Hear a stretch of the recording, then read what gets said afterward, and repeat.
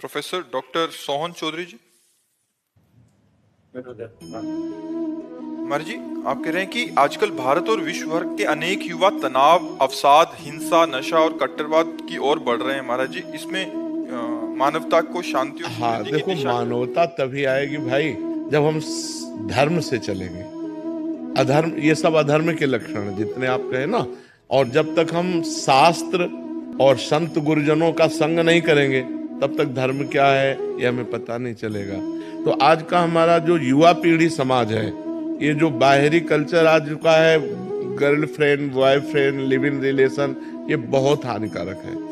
पहले था कि हमारी इज्जत है, जिस पुरुष का वर्ण किया उसी के साथ, अन्यथा वो ब्रह्मचर्य से रहते, वो अपनी इज्जत समझी जाती थी। आज मनोरंजन है, लड़के लड़कियां शराब पीते हैं, मनोरंजन करते हैं। मतलब कैसे बताएं कि कितना हमारा समाज गिरता चला जा रहा है। जो बाप से बच्चे सुरक्षित चाहिए, वो बाप से ही बच्चे सुरक्षित नहीं रह पा रहे। तो आज हमारे समाज में जो अध्यात्म की हीनता है, वही गलत रास्तों में चले जा रहे हैं। हम प्रणाम करते हैं कि कलयुग में भी लोग इतना संत के प्रति श्रद्धा रखने लगे हैं, इतने संत की बातें मानने लगे, ये हम एहसान मानते हैं। बकाया जब तक हमारे समाज में अध्यात्म का प्रकाश नहीं होगा तब तक ये सुधरना बहुत कठिन है। छोटी छोटी धनराशि के लिए हत्या करने में उनको संकोच नहीं लगता। मोटरसाइकिल से जा रहे हैं, बगल से कोई महिला जा रही है, ऐसे खींचा, वो मुंह भरा गिर गई, घसीटती जा रही, उसको कोई पीड़ा नहीं। अपनी माँ बहन जैसे उसको कोई पीड़ा नहीं है। तो ये जो समाज में बढ़ गया है, इसके लिए अध्यात्म चाहिए, और अध्यात्म का प्रभाव होता है।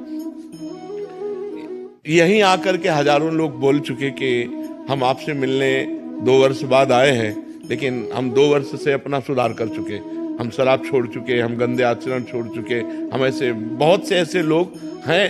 तो अध्यात्म के शब्द उनके कान में पड़े और जादू कर दिया, उनके जीवन का परिवर्तन कर दिया। तो यदि हम संत संग करें, शास्त्र स्वाध्याय करें, गुरुजनों की सेवा करें, माता पिता के चरण स्पर्श करके उनकी आज्ञा में रहें, अभी जीवन सुधर जाए। लेकिन सुधार बहुत कठिन होता जा रहा है, क्योंकि बच्चे बच्चियां, जो नई पीढ़ी है, वो बहुत बुरी तरह गिरती चली जा रही है। मतलब व्यभिचार की हद हो रही है, मतलब गंदगी की तरफ हम बढ़ते चले जा रहे हैं। हमें यह समझ में नहीं आ रहा कि हम अपना चरित्र नष्ट कर रहे हैं, अपने जीवन को नष्ट कर रहे हैं, उसे मनोरंजन समझा जा रहा है। अच्छा, अब सच्चिदानंद सुख तो है नहीं इनमें, इन भोगों में सुख तो सच्चिदानंद है नहीं, एक क्षणिक मात्र का लगता है। अब उसको लगता है इसमें नहीं, इसमें, इसमें नहीं, इसमें।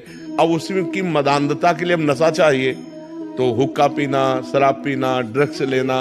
अब नशा के लिए पैसा चाहिए, माता पिता के साथ अभद्र व्यवहार करना, दूसरी जगह क्राइम करना, वो बड़ा मतलब धीरे धीरे वो क्रम से नष्ट होते ही चले जाते हैं। हमें लगता है समाज को सुधरने के लिए संग करना चाहिए, शास्त्र स्वाध्याय करना चाहिए, इसके बिना सुधार नहीं हो सकता।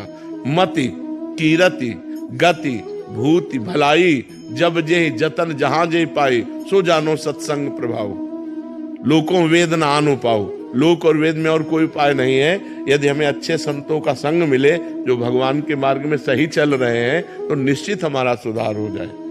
नहीं तो समाज को सुधारने के लिए और क्या है, ना तो भगवान का डर रह गया है और ना कानून का डर रह गया है, अब सब मनमानी आचरण। मतलब तो कम से कम बच्चा है, इतनी दया नहीं रह गई कि उसको एक पॉलीथीन में बंद करके आपने डाल दिया। मतलब क्या समाज हो रहा है हमारा, मतलब कहाँ स्थिति पहुंच रही है, जहां हम किसी पशु पक्षी को कष्ट में नहीं देख सकते थे, वहां हम बच्चों को ऐसे। माँ को गर्भ में पता चला बेटी है, बोले साफ कर दो, हत्या करवा। कैसे हृदय हो रहे हैं हमारी माताओं के, कैसे हृदय हो रहे हैं हमारे समाज के।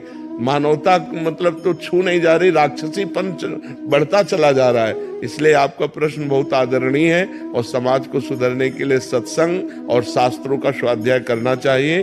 सत्संग से ज्यादा लाभ मिलता है। शास्त्र में तो जो आप पकड़ पाए सो पकड़ पाए, सत्संग में गुड़ गुड़ बातें संत जन अनुभव करके और वो आपको देते हैं, बिल्कुल छना छनाया, पका पकाया एकदम मिलता है, खा लो तुम्हारा कल्याण हो जाए।